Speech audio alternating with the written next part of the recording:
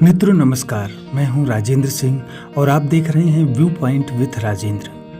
कला श्रृंखला का यह 40वां अंक प्रस्तुत है और आज हम जानेंगे आधुनिक भारतीय चित्रकला के विकास क्रम के बारे में। तो मित्रों, अभी तक आपने अगर चैनल को सब्सक्राइब नहीं किया है तो प्लीज़ सब्सक्राइब करने के साथ लाइक और शेयर भी करें। साथ ही अपने विचारों को भी कमेंट बॉक्स में जरूर लिखें।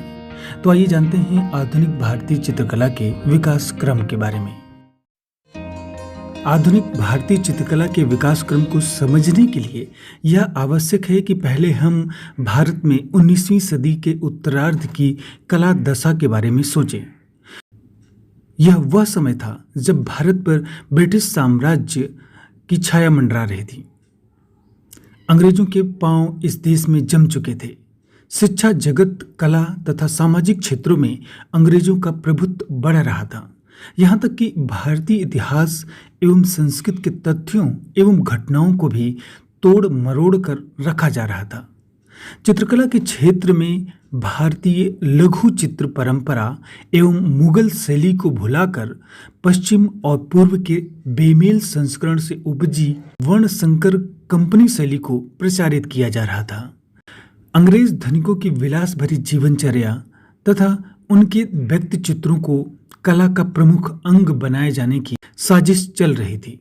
कलाकारों को प्रलोभन देकर मजबूर किया जा रहा था कि वे अपने चित्रों में अंग्रेजों के वैभव का चित्रण करें।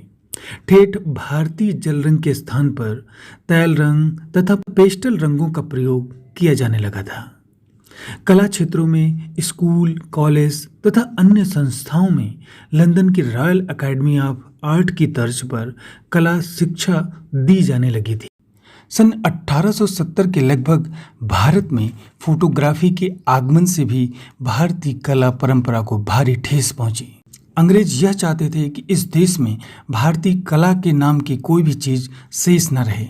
ऐसी स्थिति में भारतीय कला के पक्षधरों, शुभचिंतकों, कलाकारों एवं विचारों का चिंतित होना स्वाभाविक था। अतः ऐसे लोगों के समुदाय द्वारा यह सोचा गया कि एक ऐसा कला आंदोलन चलाया जाए जिसके माध्यम से कला क्षेत्र में लोप हो रही भारतीय परंपरा एवं संस्कृति को बचाया जा सके। उक्त कला आंदोलन ने पुनर्जागरण की कला अथवा पुनरुत्थान की कला शैली के नाम से मूर्त रूप ग्रहण किया। इसका उद्गम स्थल बंगाल था। कला के इतिहास में इसे बंगाल स्कूल की संज्ञा दी गई। उन दिनों बंगाल की राजधानी कलकत्ता औद्योगिक महानगर होने के साथ साथ एक बड़ा सांस्कृतिक केंद्र भी था। साहित्य, संगीत, कला, सिनेमा आदि क्षेत्रों की विविध अखिल भारतीय गतिविधियां वहीं पर होती थीं। टैगोर परिवार इन गतिविधियों के संरक्षण तथा प्रचार प्रसार में विशेष रुचि लेता था। इस परिवार में साहित्य, संगीत और कला की त्रिवेणी अविकल बहा करती थी। ठाकुर परिवार के अनेक सदस्य कला ही नहीं समाज के प्रत्येक क्षेत्र में बदलाव के लिए आगे आए। भारतीय परंपरा, सभ्यता, इतिहास तथा संस्कृति के विनिष्ट होने का खतरा मात्र कला के ही क्षेत्र में अनुभव नहीं किया गया, अपितु शैक्षिक और सामाजिक क्षेत्रों में भी अंग्रेजों के बढ़ते हुए प्रभाव पर चिंता व्यक्त की गई। सब तरफ से भारतीय संस्कृति की रक्षा के प्रयास किए जाने लगे। राजा राम मोहन राय ने ब्रह्म समाज के माध्यम से उपनिषदों में व्यक्त भारतीय विचारों की स्थापना की तथा रूढ़िगत समाज को अंधेरे से प्रकाश में लाने का भगीरथ प्रयास किया। देवेंद्र नाथ ठाकुर, रविंद्रनाथ ठाकुर, ईश्वर चंद्र विद्यासागर, मधुदत्त, केशव चंद्र सेन व बंकिम चंद्र चटर्जी जैसे अनेक विद्वानों ने शिक्षा और साहित्य के क्षेत्र में भारतीय परंपराओं की पुनर्स्थापना का प्रयास किया। Asiatic Society of Bengal, Indian Association, National Conference, Indian National Congress आदि अनेकों संस्थाओं की स्थापना की गई, जिनके द्वारा राजनीतिक तथा सामाजिक क्षेत्रों में नवीन चेतना का संचार किया गया। उक्त संस्थाओं में केवल भारतीय ही नहीं थे, अपितु कुछ उदारवादी अंग्रेज विद्वान भी शामिल थे, जिन्होंने भारतीय दर्शन, इतिहास, संस्कृत तथा पुरा संपदा का अध्ययन किया था और जिनकी रुचि भारत की वास्तविक पहचान दिलाने में थी। कला के क्षेत्र में भारत की नई पहचान का प्रयास अगर किसी अंग्रेज विद्वान ने किया तो सबसे पहले ईवी हैवल का नाम आता है। वे सन 1864 में कलकत्ता स्कूल ऑफ आर्ट्स के प्रिंसिपल बनकर आए। अपने अध्ययनशील व्यक्तित्व के कारण उन्होंने भारतीय कला परंपरा की श्रेष्ठता को पहचाना और साथ ही कहा कि ब्रिटिश शैली पर दी जा रही कला शिक्षा भारतीयों की वास्तविक सृजन प्रतिभा को कदापि विकसित नहीं कर सकती, अतः इसमें आमूल परिवर्तन किया जाना चाहिए। ब्रिटिश हुकूमत को जब इस बात का पता चला तो उसने हैवल पर अनेक आरोप लगाए, यहाँ तक कि उन पर ब्रिटिश प्लास्टिक मॉडल्स और उपकरणों को नदी में फेंकवा देने तथा उनकी जगह भारतीय मूर्तियों की स्थापना का भी दोषारोपण किया। उनके विरुद्ध बहुत बड़ा भ्रामक प्रचार किया गया। इसके बावजूद हैवल ने अनेक लेख लिखकर तथा कई भाषण देकर भारतीय पुरा संपदा की प्रतिष्ठा का महान कार्य जारी रखा। कला समीक्षक आनंद कुमार स्वामी ने भी भारतीय कला संपदा को व्याख्यायित करने एवं उजागर करने में भारी योगदान दिया है। उन्हीं दिनों देश की स्वतंत्रता, राष्ट्र बंधुत्व और राष्ट्रीय एकता की भावना जोर पकड़ चुकी थी। बंगाल के अनेक जागरूक देशभक्त अंग्रेजी सभ्यता को लादने और सांस्कृतिक एवं सामाजिक नियंत्रणों के विरुद्ध जिहाद छेड़ चुके थे। स्वामी विवेकानंद, देवेंद्र नाथ ठाकुर और ज्योतिन्द्र नाथ जैसे लोग समाज सुधार में लगे थे, तो कला के क्षेत्र में अवनींद्र नाथ ठाकुर, नंदलाल बोस और जामिनी राय जैसे कलाविदों ने भारतीय परंपरा, देश प्रेम और राष्ट्रीय भावना से प्रेरित कला का सृजन एवं प्रचार प्रसार करना आरंभ कर दिया। कलकत्ता उन दिनों इस कला आंदोलन का प्रमुख केंद्र था, अतः बंगाल ही पुनर्जागरण की कला का उद्गम स्थल कहलाया। पुनरुत्थान अथवा पुनर्जागरण काल के प्रमुख चित्रकार इस प्रकार थे: अवनींद्र नाथ ठाकुर, गगनेंद्र नाथ ठाकुर, नंदलाल बसु, असित कुमार हल्दर, सत्येंद्र नाथ मजूमदार, देवी प्रसाद राय चौधरी, जामिनी राय, अब्दुल रहमान चगताई, ईश्वरी प्रसाद, शैलेंद्र नाथ डे और शारदा उकील आदि। अवनींद्र नाथ ठाकुर इन सब की प्रेरणा के प्रमुख केंद्र के रूप में उभरे।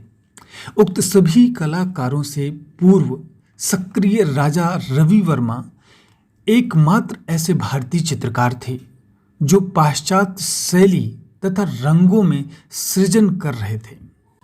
अवनींद्र नाथ ठाकुर ईबी हैवल के आग्रह पर कलकत्ता स्कूल ऑफ आर्ट्स में आए। पहले वहां पर आचार्य बने, फिर वहां के प्रधानाचार्य। उक्त पद पर कार्य करते हुए उन्होंने अपने शिष्यों, चित्रकार साथियों तथा कला क्षेत्र के सभी लोगों से यह आग्रह किया कि वे भारतीय कला परंपरा का अध्ययन करके उसे आत्मसात करें तथा अपने सृजन में मौलिक भारतीय तत्वों का समावेश करें। चित्रकार नंदलाल बसु को गांधी जी के विचारों ने पर्याप्त प्रभावित किया था। वे रविंद्रनाथ टैगोर के भी संपर्क में आए। उनके सृजन में राष्ट्रीयता, देश प्रेम तथा स्वदेशी के लिए संघर्ष की अनूठी प्रतिध्वनि सुनाई दी। उन्होंने भारतीय इतिहास, पुराण आदि पर आधारित स्वयं भी अनेक चित्र बनाए तथा अन्य लोगों को भी इस हेतु प्रेरित भी किया। गगनेंद्र नाथ ठाकुर को कला के संस्कार विरासत में मिले थे।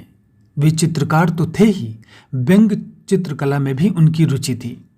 उन्होंने तत्कालीन भारतीय समाज कुरीतियों, प्रचलित अतिवादी धारणाओं तथा अंग्रेजों की रीति नीति पर नेक व्यंग्य चित्र बनाकर करारी चोट की तथा लोगों का ध्यान अपनी ओर आकर्षित किया।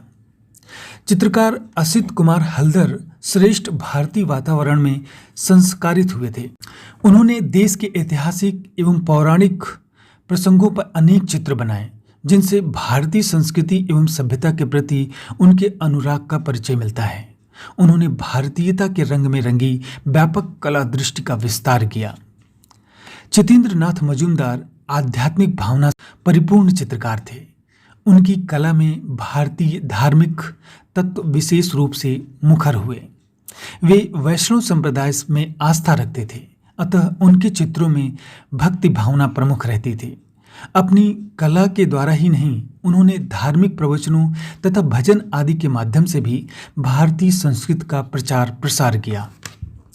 जामिनी राय ने अपनी देशज कला में लोक प्रतीकों को उभारा। भारतीय लोक जीवन के अनेक प्रेरक तत्वों को अपनी कला का विषय बनाकर देश भर में उसे प्रतिष्ठा दिलवाई। उन्होंने पश्चिमी शैली के चित्रांकन को त्याग कर बंगाल की पट चित्रकला को सहज काल्पनिक रूपाकारों से सजाकर उसे लोकप्रिय बनाया। देवी प्रसाद राय चौधरी भी पुनर्जागरण काल के महत्वपूर्ण चित्रकारों में से एक थे। मद्रास स्कूल ऑफ आर्ट्स में प्रिंसिपल बनने के बाद और पहले उन्होंने भारतीय पृष्ठभूमि पर अनेक चित्र एवं मूर्ति शिल्प बनाए। इस काल में भारत के अन्य क्षेत्रों में भी कुछ चित्रकार सक्रिय थे जो भारतीय कला के विकास में अपनी महत्वपूर्ण भागीदारी निभा रहे थे।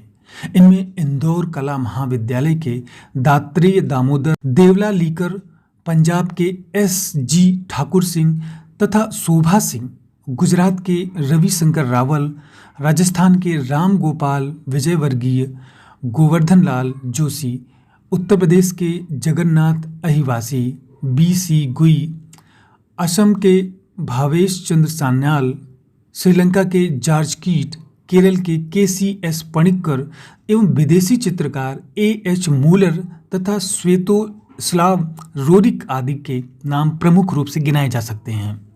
भारतीयता और भारतीय चित्रकला की पुनर्स्थापना में उक्त चित्रकारों का योगदान अविस्मरणीय है।